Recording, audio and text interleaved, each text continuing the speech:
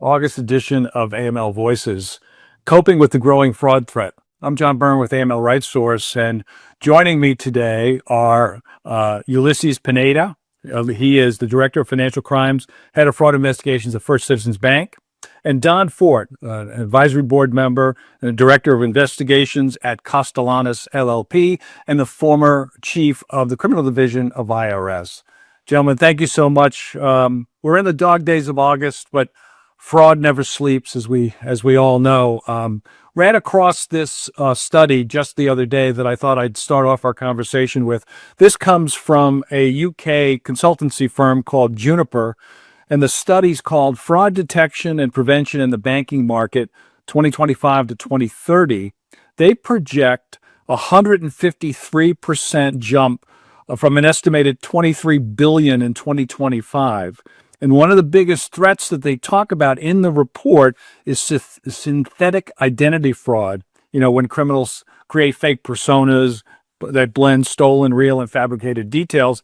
The report also says, and we're going to talk about this later, that the rise of artificial intelligence is fueling the problem. According to the report, they say that synthetic identities can stay under the radar for longer and drain more money from banks. And then they recommend that institutions have to rethink static verification and introduce continuous monitoring if they want to keep pace. So we'll talk about AI toward the end of today's conversation, but I want to just throw that out as something that just came across my desk. Also, we'll take your questions, so feel free to put those in the Q&A box, and we definitely will address those throughout the program. Let me start off with a broad question to both of you, and that is, not statistically, but from your involvement, what is the state of bank fraud in 2025 from your perspective, both domestically and globally? And so, Don, I'll start with you.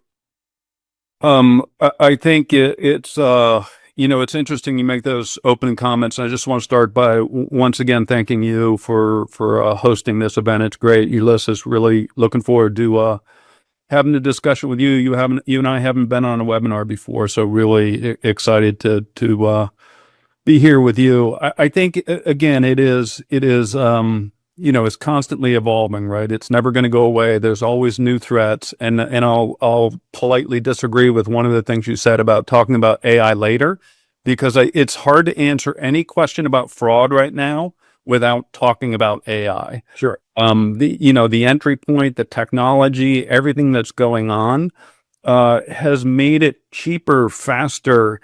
And, the criminals don't have to be terribly successful to be very profitable, whereas, previously it used to be, there'd be some one-off crimes and, bank fraud and things like that. And now it's really, these are largely organized criminal enterprises that are really set up, again, like an organized crime syndicate.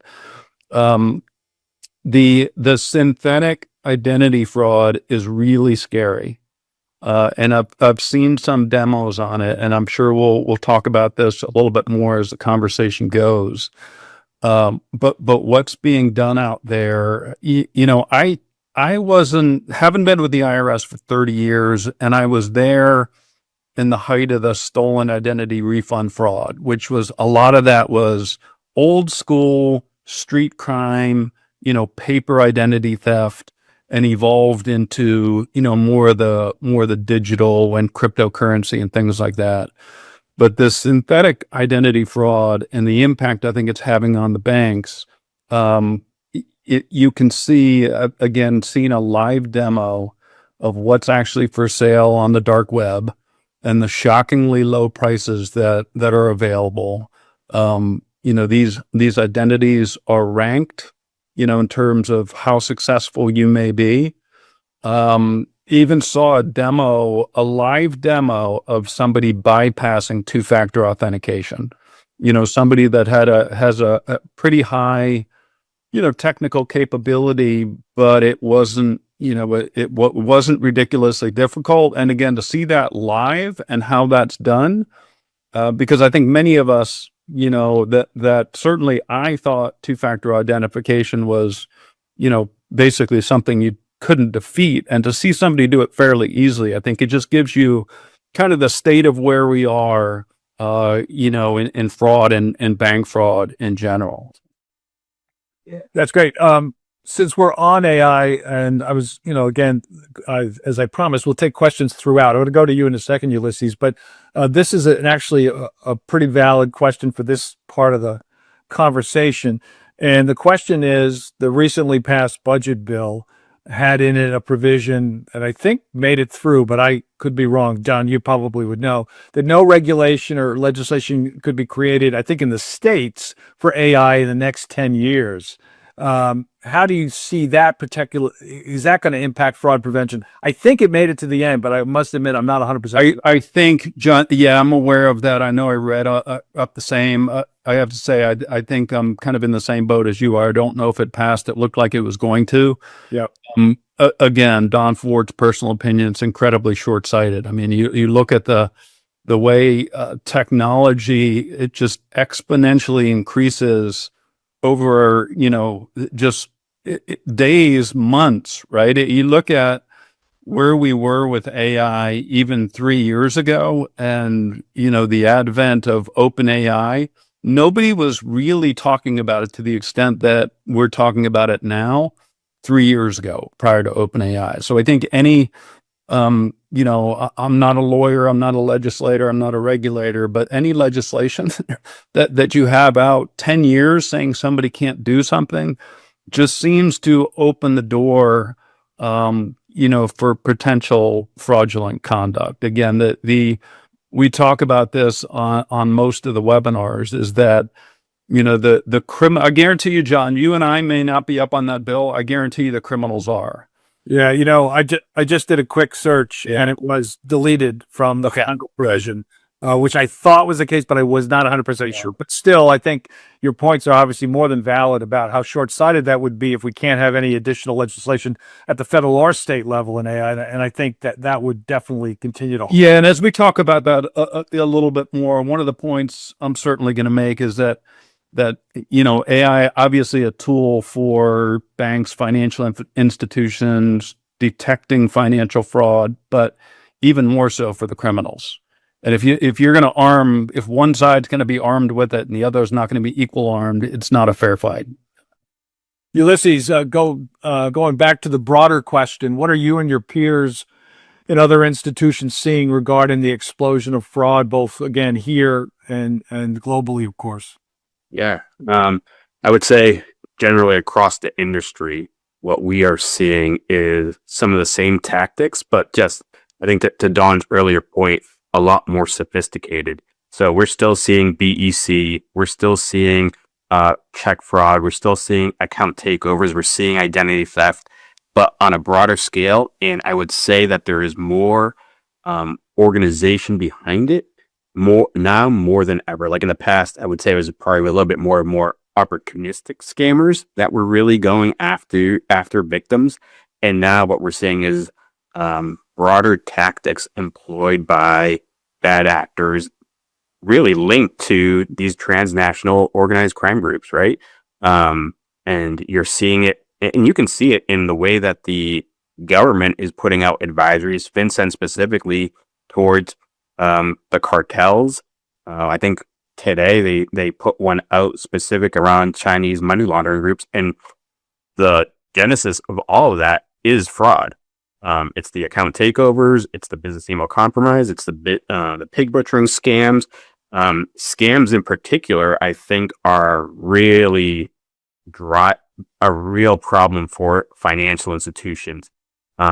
Especially for those authorized push payments where our clients are being victimized into thinking that they are speaking with an IT company. They think they're speaking with a government agency, or someone that they trust, and being manipulated into sending payments to these individuals, businesses, to cryptocurrency accounts. Specifically, I think one of the biggest things that we have a hard time with is they're coming in, withdrawing cash, and then moving those funds to these cryptocurrency kiosks. Those are some of the biggest issues that we see. So trying to have like an omni-channel view of our clients and their banking behavior, is one of the things that I think small institutions and large financial institutions are having a problem with. And it's really important for banks to evolve, right? I worked for smaller community banks, and I worked obviously now for larger financial institutions, and having a pulse of what is going on with your client base, knowing specifically who they are, how they transact is super important for all of us. And I think to the points made earlier, AI is just going to make that a tsunami of fraud that's going to come and hit us in a very, very quick fashion. I think right now we're at the cusp of it. We know it's coming. And by 2026, 2027, it is definitely going to hit us even worse than ever.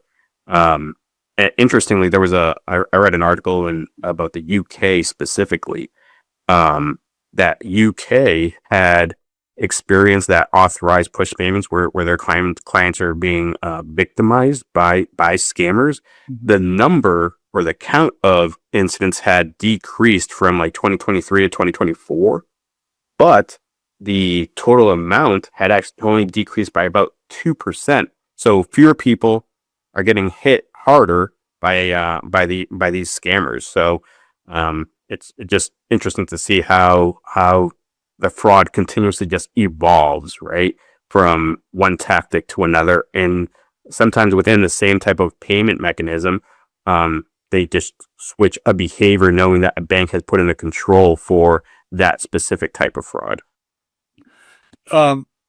Ulysses, how effective is your institution's ability to information share? I don't mean from a legal standpoint. I know, but just in general with your peers and colleagues, what are there ongoing frustrations? What are some of the challenges? I was going to ask that later, but I figure it's important now because I know all of your peers, because we talk to a lot of them, and some of them are clients, obviously. And one of their struggles is to have folks like yourself talk to other folks like yourself and other institutions. So give us a state of that right now. Yeah, I think it's that frustration has not changed in the last 5-10 years, right? It's one of our biggest challenges, being able to effectively communicate and information share with colleagues at different financial institutions. I think networking groups obviously make that a lot easier, and being able to connect regionally with those individuals in different banks helps a ton. But also it's difficult when you're a larger financial institution to be able to go across the country and do that effectively. The one thing that I wish that we all did better was use 314B to share information about fraud. I think it's a great tool that AML groups do a fantastic job with. Obviously, the rate at which you get communication or responses differs from institution to institution, but it is a great mechanism that is available to us to share information. Obviously, like you said, from a legal standpoint, without any issues. But I think the most effective way is really peer networking groups, having these connections at different institutions. Because I think more than anything else, right, picking up the phone and calling somebody that a fraud investigator, someone in their FIU or their compliance department, and talking to them about a potential situation that's going on between both is much more effective than waiting for a response from a 314B. Don, we're going to move in a minute to check fraud. But before we do, your former agency has created this CI First opportunity for information sharing and issues. And when you were in role, you definitely supported private-public partnership. In addition to what Ulysses has identified from the government law enforcement perspective, what more can be done? Like I said, I think the CI First seems to be it's more than a starting point. It's an excellent opportunity for FIs to work with government and share information and create typologies and that sort of thing. But what else do you see as challenges for your former agency? Yeah, I think I do, really applaud what they're doing. A lot of it is, kind of reinvigorating things that have already been done, but there's always a need for that. And I think that, to Ulysses' point, I think sometimes there are ways to share information, share typologies, and sometimes, law enforcement and the financial institutions gets so scared away by, the regulations or privacy or disclosure that they fail to make those human connections, it's those human connections where, we're able to, to move the needle here. When you think about, this fight against financial crime, each side, so the banks and financial institutions and law enforcement have a unique insight, right? And they see things that the others don't. And there's not always ways, to be able to neatly share that. And it's interesting Ulysses brings up the 314B, because on the 314, the law enforcement side of 314 is hardly ever used. I think most agents don't even know it exists. So there are opportunities like that. And I think where I think more work needs to be done is a lot of these, events that occur, the ACAMs and the regional events, they happen in certain areas and they're amazing. And you and I have been to many of them. And when you're sharing that information and making connections in your community between law enforcement and financial institutions, the results I think are really incredible. But it's not consistent around the country, and I think that there needs to be more. And again, I think the CI First is great. I know they're holding a series of conferences with financial institutions over this summer and into the fall. And anything like that, I think, has an impact in the overall fight against financial crime. Yeah, if folks watching this do not know about that, just go to IRS CI's website, or just in Google put in CI First, and you'll see what we were referencing. Don, check fraud.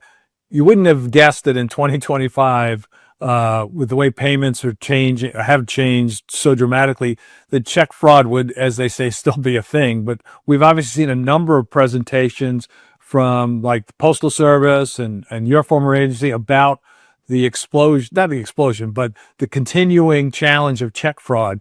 Talk a bit about that, and then get Ulysses' thoughts about what banks can do, what they are doing in that space. Yeah, it is amazing that it's still going on, right? And I think that it's the treasury checks, the government checks that are still going out. I think part of that, you also get to a generational issue where the younger generation, probably maybe somewhat up through our generation, are comfortable with PayPal and Zelle and Venmo and things like that, where you can really confirm an identity.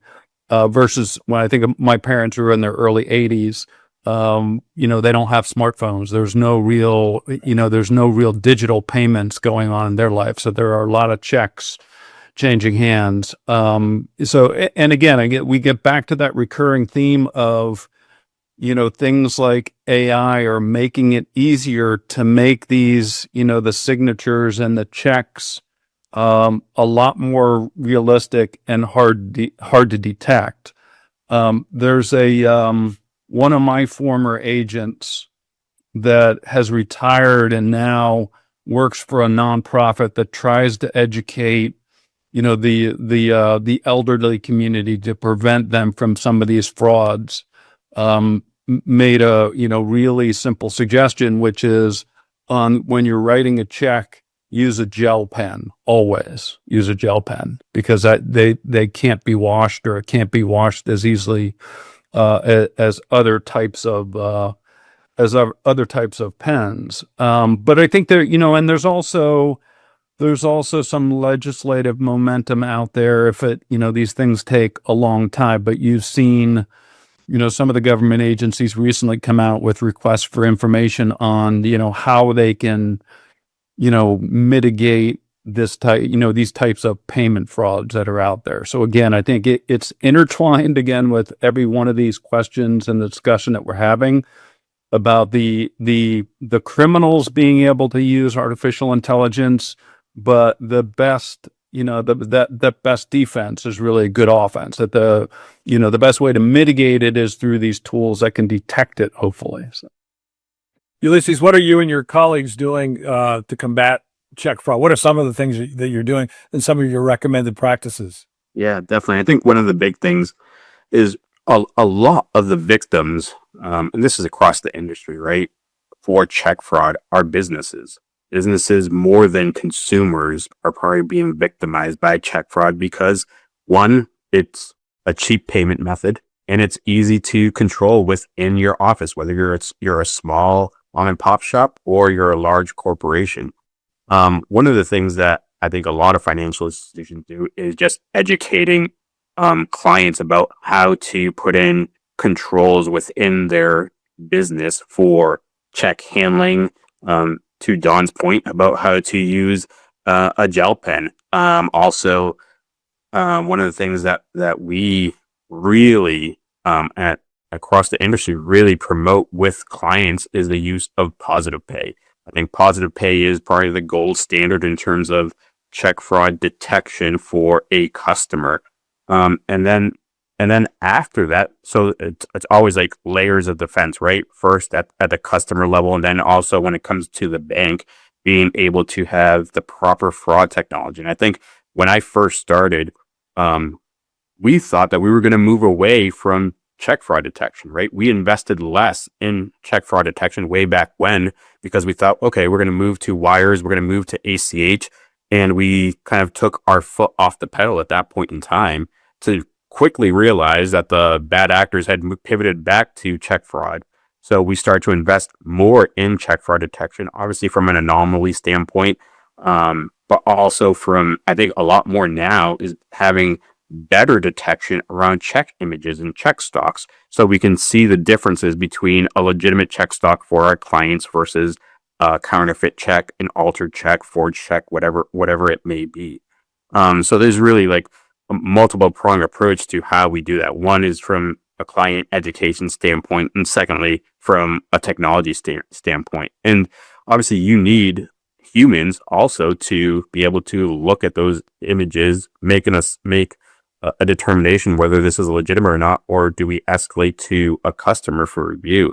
And I think as the technology gets better for check fraud prevention, especially I think this is one of the best use cases for potentially for AI in a future state is to be able to really monitor those images because there's such a huge false positive rate for check fraud prevention, and you don't have the resources, right, from a human capital and from a budgetary standpoint, yeah, any financial institution to put that towards check fraud prevention.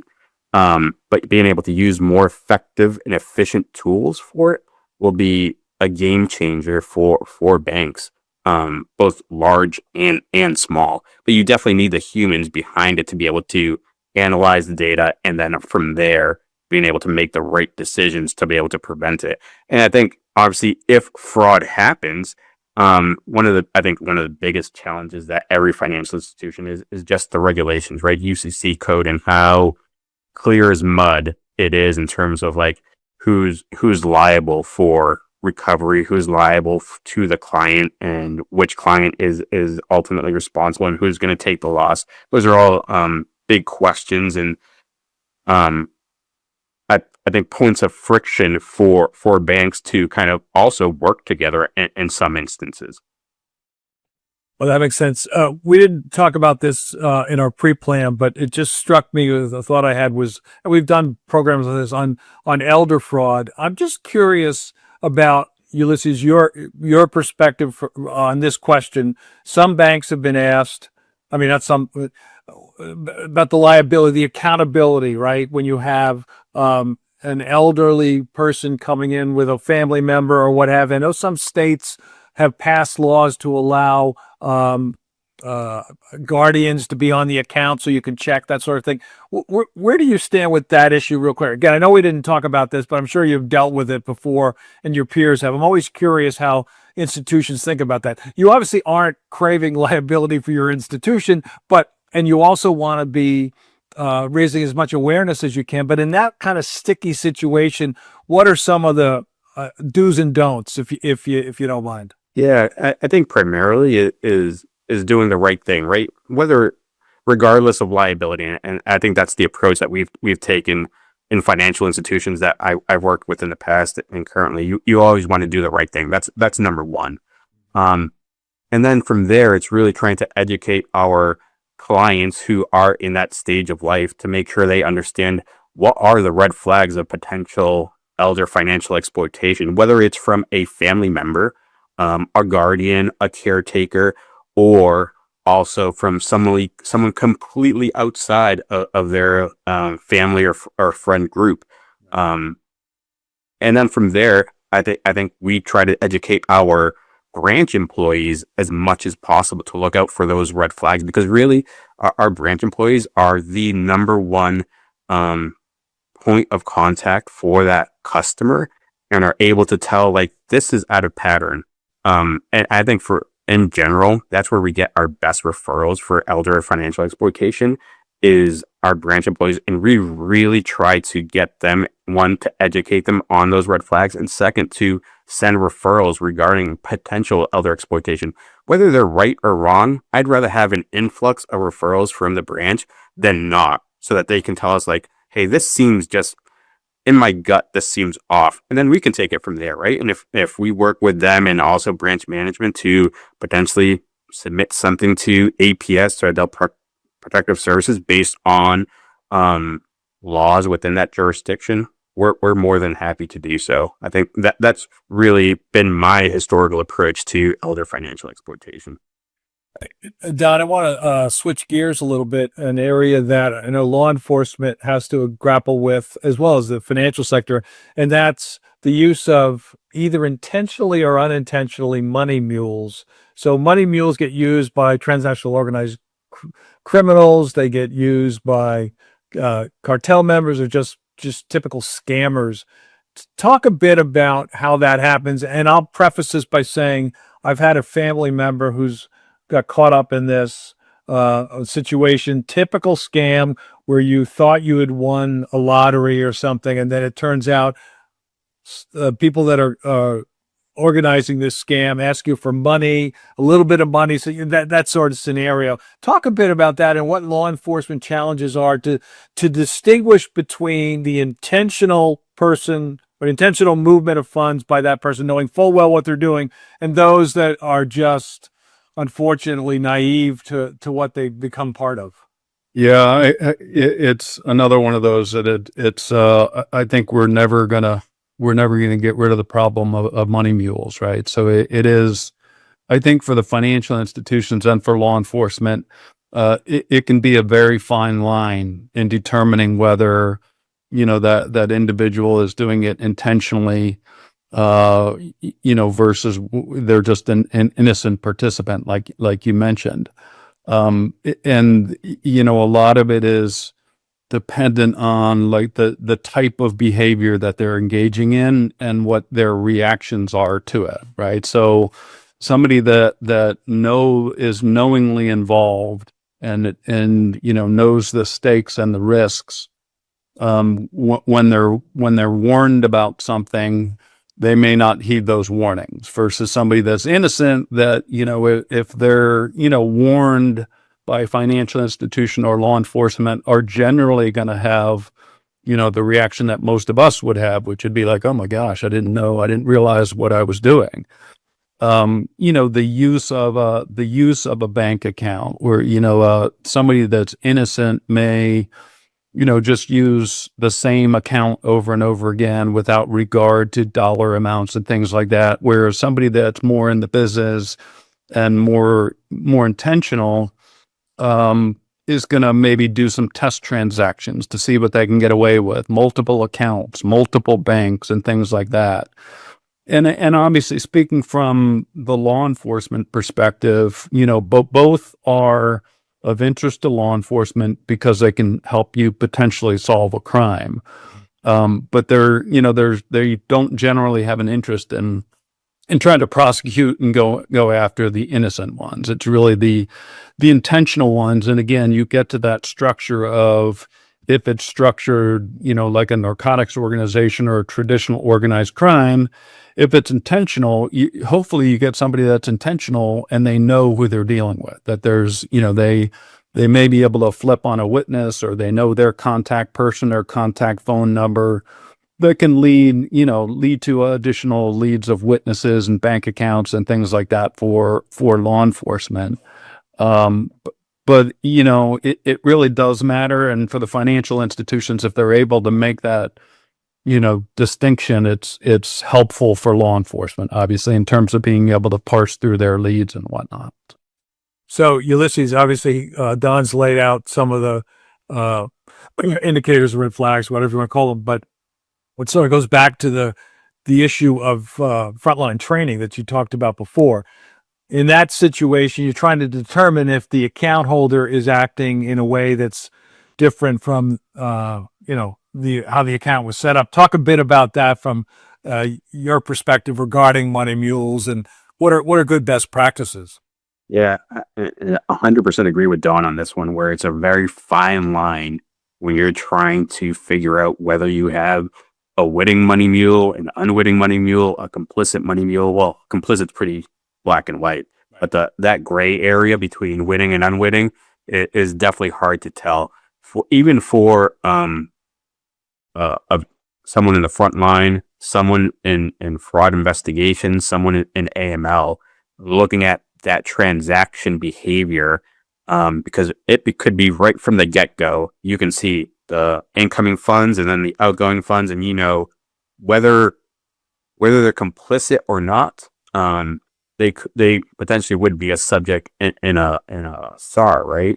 For us, I think one of the biggest things is being able to communicate with that customer and being able to talk to them and understand, do they know what's going on? Have they fallen victim to a romance scam? If they fall into a romance scam, that's a little bit easier to distinguish and understand, like, okay, they had no idea what they're involved in. They've obviously been manipulated into something. And then, again, to Don's earlier point, if they do it again and again and again, that obviously changes the perspective.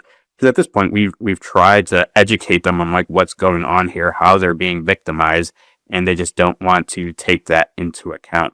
I think one of the biggest challenges that a lot of financial institutions have, so larger ones and smaller ones, is the digital account opening channel, right? So they are just opening accounts online, never going into a branch. So there is no connection with a human whatsoever. So you're really basing all of your decisions on the money, how the money, the transaction behavior for a client, and whether that is unusual or not.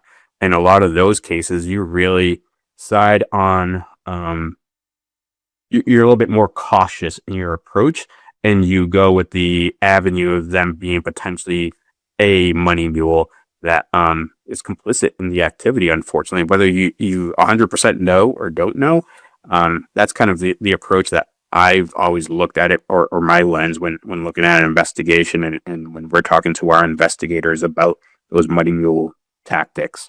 And I'll be honest, you see a lot of fraud rings, and sometimes it's hard to distinguish those fraud rings. And in those cases, being able to link the cases together to provide the best information for law enforcement, we try to do that as much as possible. But you can see that sometimes you get an attack of a money mule's ring, and sometimes they come in piecemeal, which is interesting when you're doing that investigation and putting it all together. You want to provide the best story possible for law enforcement, obviously, in terms of the flow of money and how it's being moved between different banks.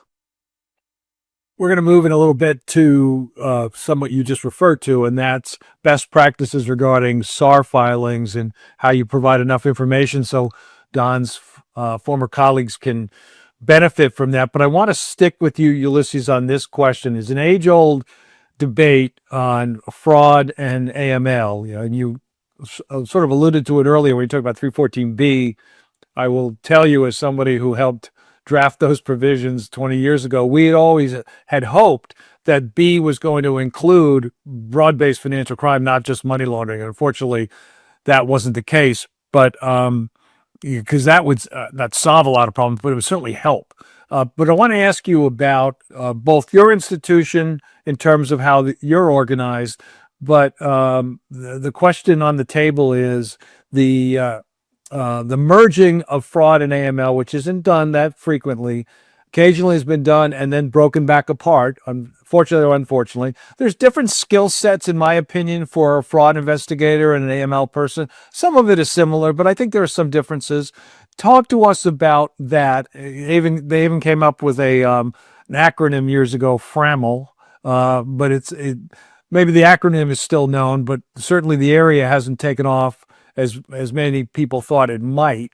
Talk about the challenges of fraud and AML working together, and maybe your personal views on how this should be. Because again, some of your colleagues do it, a lot of them don't. Yeah, no, and in my experience, I've done it. I've seen it both ways. I've been at, obviously, I think there's no one size fits all for solution for fraud and AML due to, I guess, the diversity of the organization, right? Small banks, large banks. I think smaller financial institutions where I started out at usually have one kind of top level organization within their financial intelligence unit. You have fraud and AML together, and that works great. I think one thing with that approach, you just have to have, like you said, different skill sets. You have to have different leaders driving fraud and driving at AML.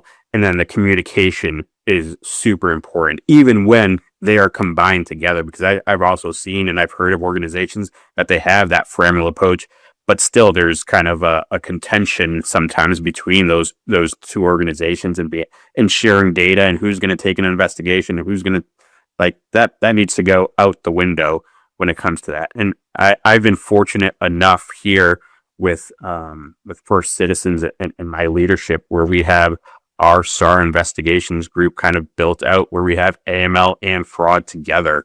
And we just have a great connection, and we're able to talk to each other about investigations and decide who is the best organization to take a specific case. Like, sometimes it gets a little bit more complex, and we think it's probably better suited for the AML team. Or sometimes they'll come to us and be like, hey, I think it's better suited for fraud. And it's really about that open and honest communication amongst the teams that's more important than whether an AML team and a fraud team are together. And then the other, I think, difference here is for larger institutions, you might have your FIU together with, in terms of SAR investigations, but your fraud prevention team and some of the operation components of a fraud department fall under the operations umbrella, and being able to bridge the gap between those groups can sometimes be challenging. But I think for us now in our current environment, we have a great connection with those first line partners to be able to have good intelligence sharing between the two different groups within operations, and then obviously within compliance. But more than anything else, it goes above and beyond fraud and AML, right? I think we're at a point in time where you need to have cyber involved in those communications and those discussions, because a lot more of our investigations have turned into having cyber events from a fraud perspective, external fraud, internal fraud, and from a money laundering perspective. So, but I understand that the challenges within organizations, small and large, of having that FRAML approach. In my personal opinion, I think it makes a ton of sense to have that under one organization, as long as you have great communication, great partnerships across the board.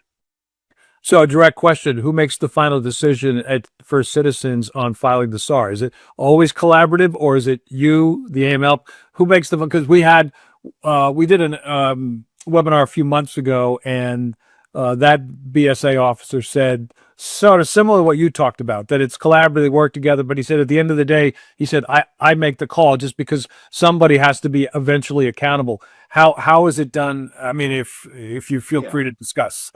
Yeah, no, I think it really, my boss, ultimately, the deputy BSA officer, would make the call. Like, if there was a real question between AML and fraud, she would make the decision. And she's great about talking it through with both groups and eventually making that call. Perfect.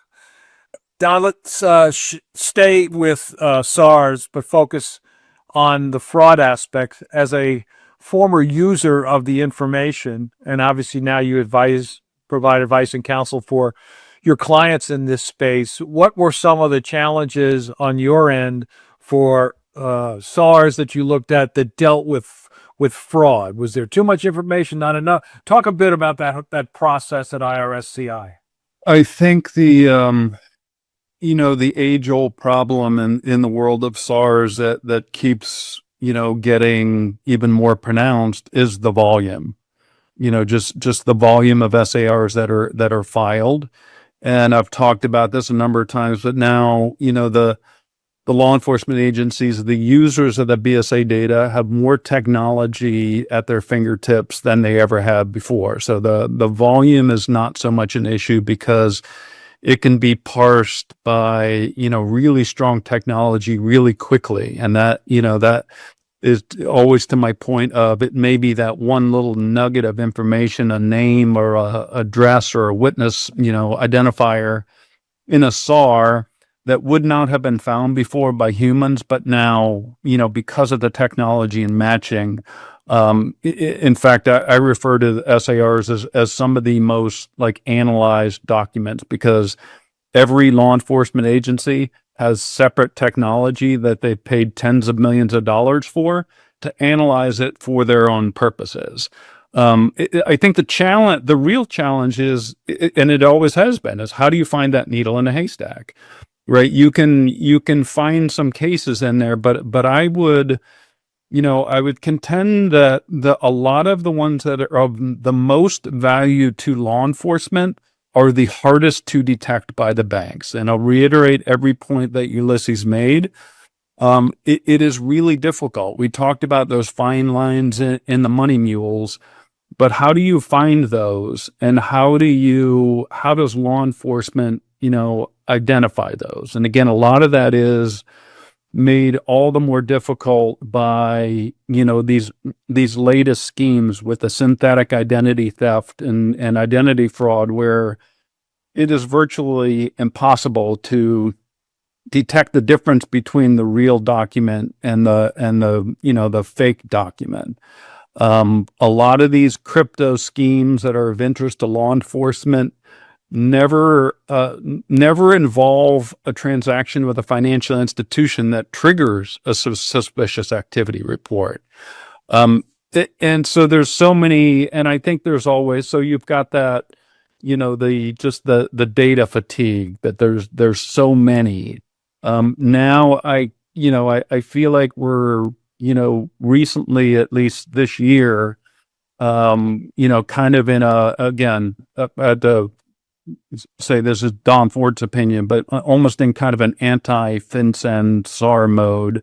And it is, I can, again, speak from my experiences, and you can look at the stats that SAR puts out, that IRSCI puts out to this day, that it is one of the single most important factors in investigating financial crime. For an agency that only investigates financial crime, about 20% of their cases come directly from SARS, and over 85% have some involvement of an SAR. And if there was ever being able to reiterate how important that is to, folks like Ulysses and his folks and his colleagues, it's that statistic. And IRSCI is really the only ones that put that statistic out.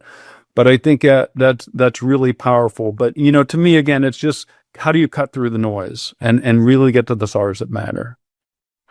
Yeah, Ulysses, bankers have always bemoaned the lack of extensive feedback regarding SAR filings. That's an age-old issue, but as Don points out, IRSCI has put out some statistics, be fair, so has FinCEN and others.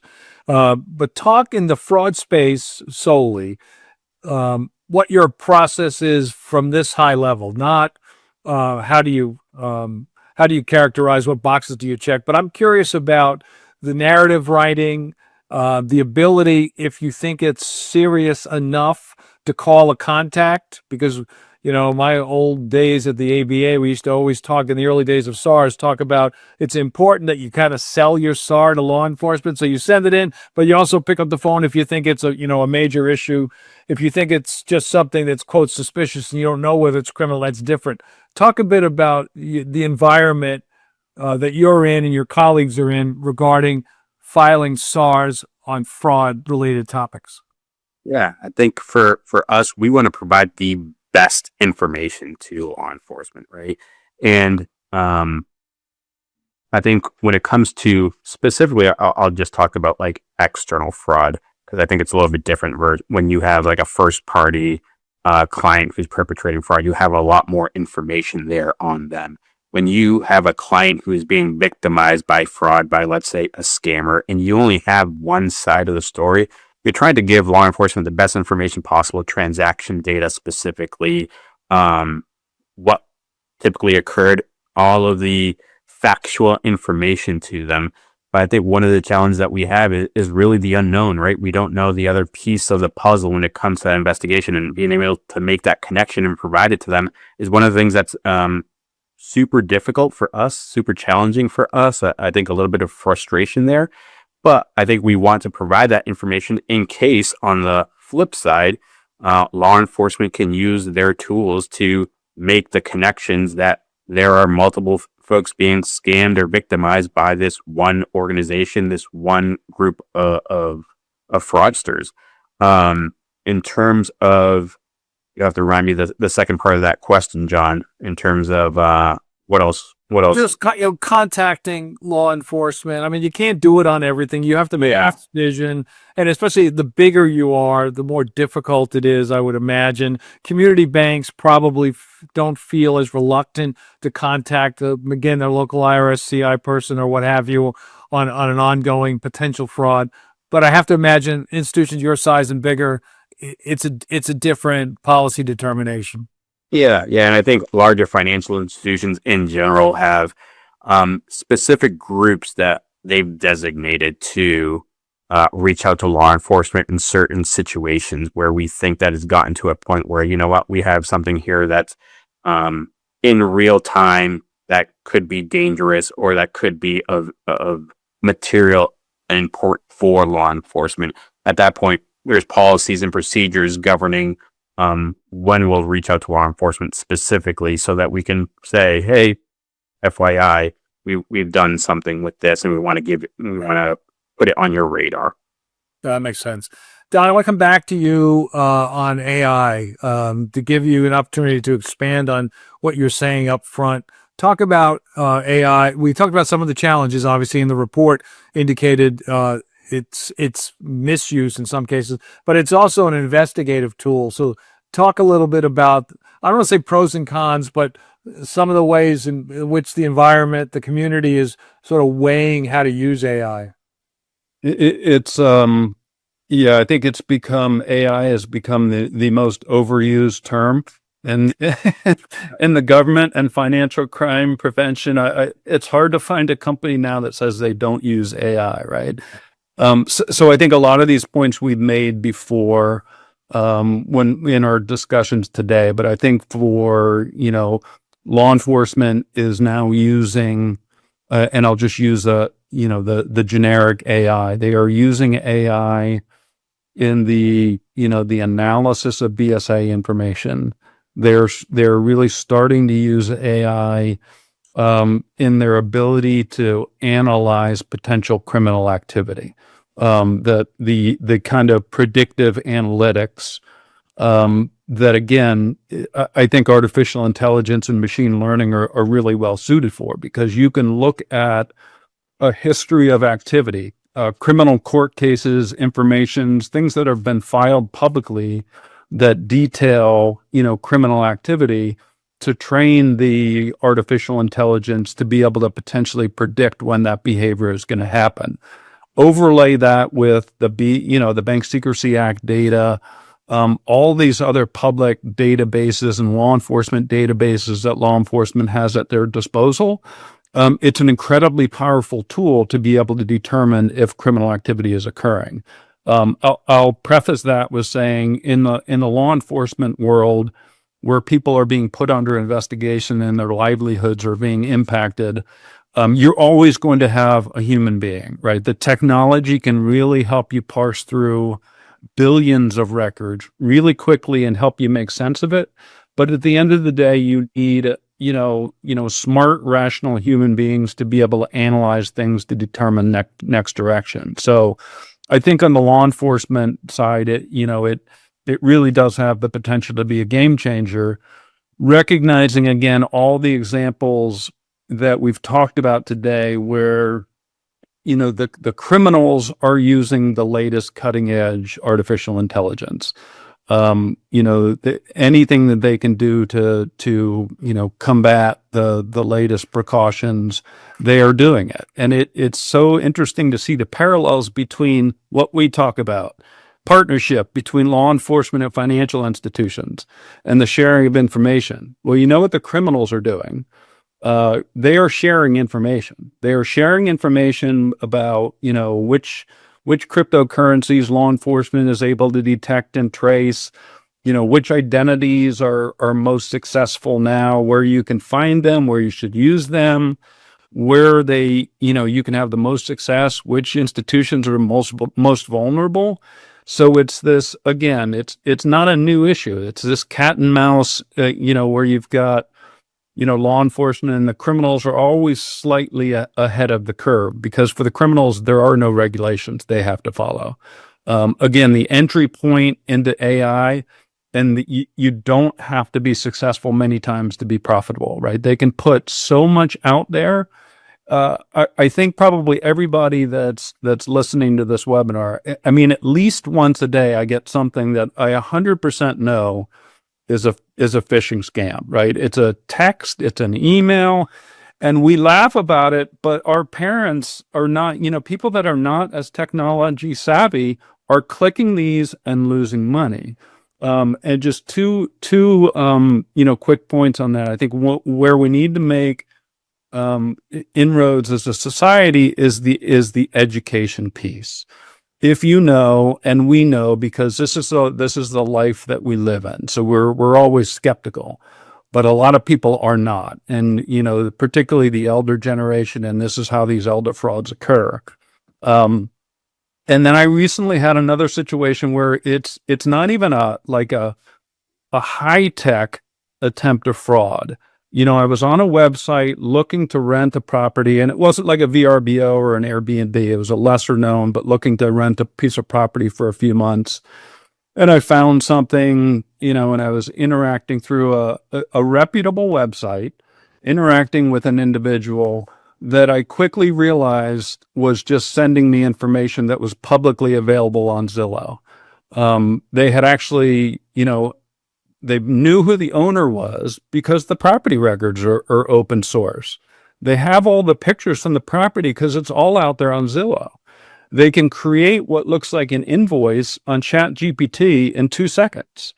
And I quickly sniffed it out, but when we called around to let people know, they had already had a number of individuals that had sent money, and there's no way you're getting that money back. It's just, again, a very low tech example of, what's going on in AI. And I think the overall importance of the education piece has to be, that's paramount.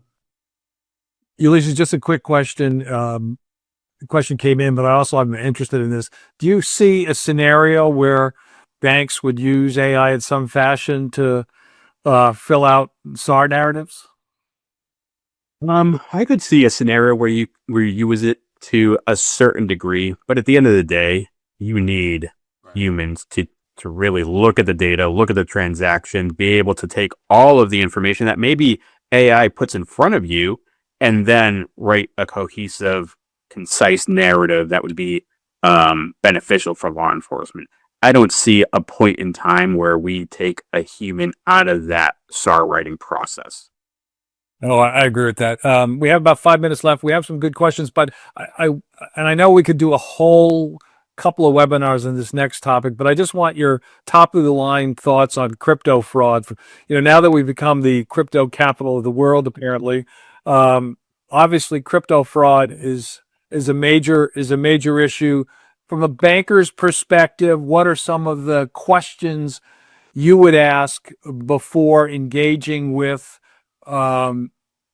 clients that are engaged with crypto or crypto exchange from a fraud perspective only, not asking about the value proposition, Ulysses, but just in general. I'm sure you and your colleagues are talking about this. What are some of the high level things we need to ask from a fraud prevention standpoint?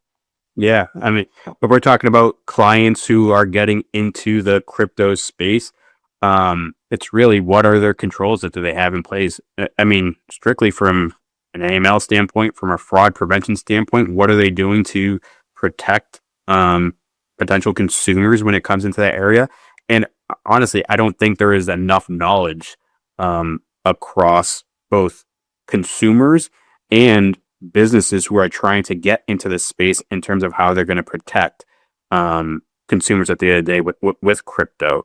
And also from a banking standpoint, I mean, traditionally we've all just been in regular fiat and that's pretty much it. Now trying to get a whole host of investigators to understand how crypto works, even now when it comes to scams and our clients being victimized and taking those funds to crypto kiosks, right? When we have our fraud investigators asking questions about, can you provide us the receipts from those crypto kiosks? That way we can get wallet information, trace funds, things like that. That's a whole new education piece from a frontline standpoint for both bankers and for fraud investigators.